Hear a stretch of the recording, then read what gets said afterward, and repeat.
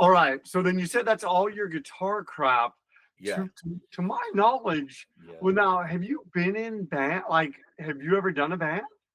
I have. It's mostly been, I've been in a few, mostly just like local stuff. We like regional.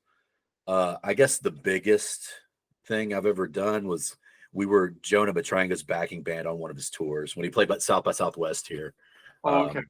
We did that. We were going to do the same thing for Jeff, actually, from Game Face. He was going to come through for a solo tour and do that, but it just never, we couldn't work schedules out with the other guys. It was a little crazy. And then I think that was right before COVID actually happened. So it just never happened. So.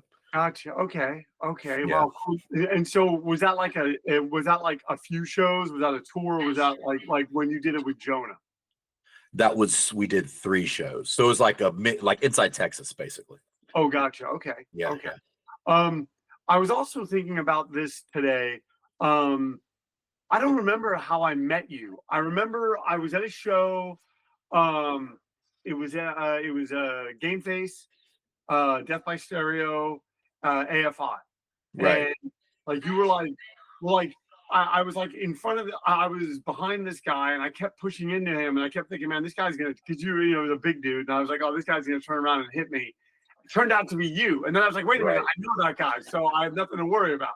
Right. But I don't remember like how we met, and then I remember hearing that you were doing films. Do you have any idea like how we? Yeah, I think we actually first connected because I already knew you at that show. Like I realized, I'm like, oh, that's Evan. But we met initially when I programmed a film festival down here to premiere one of my movies, and you submitted Schusterman Levine. Okay. And that's how we met. And that was like 2001 is when the festival was. So it was that year. It was November of 2001. So it was right out. But were you out in LA for that Game Face AFI show? Yeah. And I think that was maybe a little bit after, maybe a year or two afterwards. Yeah. So you were traveling for shows even then, because you were saying you're going to come out here and see Fishbone or something. Right. Yeah, I will do that. Now I try to do it. If I have something I have to do out there, like when we recorded Angelo for the musical number and all that, I tried to set it up for dates that were around shows I wanted to see. Okay. So I always try to stack it like that. Like even when I came out for the show at the Garden Amp, I feel like there was something I did while I was out there, like drop something off for post-production or something. Like I tried to like stack it all together so I could get work done while I was there. I just feel a little less guilty about it, I guess. I'm very bad about doing things just for myself. You know what I mean? Taking time off. And, right. Exactly. Yeah. Always needing to feel like you need to be like doing something, need to be working. Yeah. Right. Okay. Right.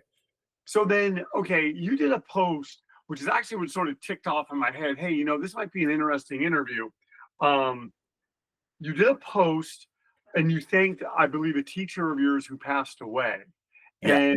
And that got me thinking, because you were like, you said in the post, because I've had people like this in my life too. You said I was heading in the wrong direction.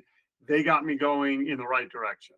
Yeah. And do you mind talking? No, not at all.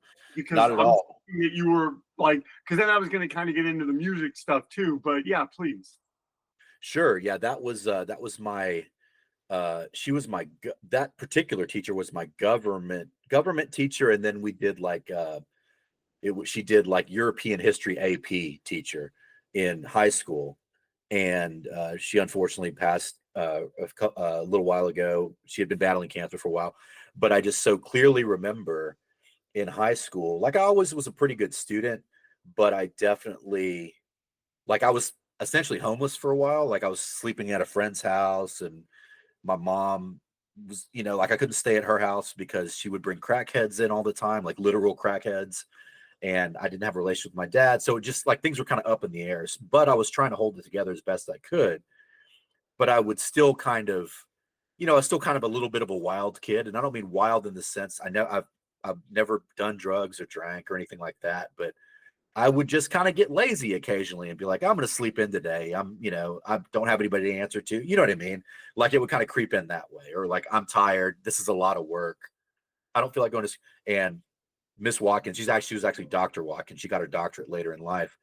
She would be one of the teachers that was like, nope, don't waste this opportunity. You're destined for great things, essentially. And like in her, like she was very strict with me, but not in a way that made me, that was antagonistic. She just kind of kept me on the path. And just, you know, took me on field trips to go see like art stuff at the museum that I would have never sought out on my own. You know, she was very high class cultured, you know, like got me into stuff that I never would have, like older, like medieval music and things like that. It's kind of opened up those worlds to me. And again, she would never let me like be lazy about stuff, you know, and that helped a lot, because I started to realize, like, once I got through high school and got into college, I was like, oh man, I'm so glad that I did all those things that Miss Watkins made sure that I did, like be president of the Latin Club, join the National Honor Society, those kind of things, because it helped so much, like helped me. That's kind of what catapulted me into, you know, doing other things. And again, yeah, she always kind of fostered the art thing too.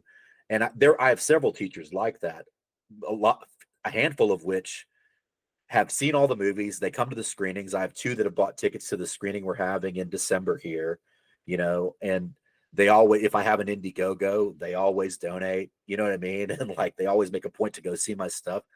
And they're like, those women are all like my top 5 teachers, the ones that affected me the most throughout my elementary school, middle school, and high school career, you know, and realizing now, like, they recognize what was going on with my home life and never letting it cripple me. You know what I mean? Like never letting it throw me off too much, or never letting me use as an excuse. It's crazy how at that young age, just someone older than you, like a parental figure believing in you, Yeah. the effect that obviously had on you in terms of getting into music, getting into filmmaking, Right. like that. That's a very, very special thing. So then, Yeah. how did you get into this music? Like how does that happen? Like punk and hardcore and all that stuff. Right. I think, well, let's see. I'm trying to remember. So I had a weird sort of backwards gateway into it, because when I was younger, I think the first thing that I really got into, where I was like, this is music I like, I'm going to go buy these albums, was like metal, hair metal type stuff. Guns N' Roses, Megadeth, Metallica, you know, that kind of stuff. Because prior to that, like, my dad's a musician. He plays guitar. He's a blues musician. So there would be like a lot of Motown, you know, type stuff in the house. And I'm into all that stuff too. Like that, I have a huge love for that stuff. But that's kind of all he listened to, really. And then I started to get past the R&B stuff. I don't remember how I discovered like Guns N' Roses. I think it was just other kids I was in school with in middle school. I'm like, what is that shirt? It's got skulls on it. That looks cool. Like, what band is that? You know, it was the cross, you know, with the skulls. So I checked them out and I'm like, holy shit, this is cool. And then very quickly I learned that Slash was half black, half white.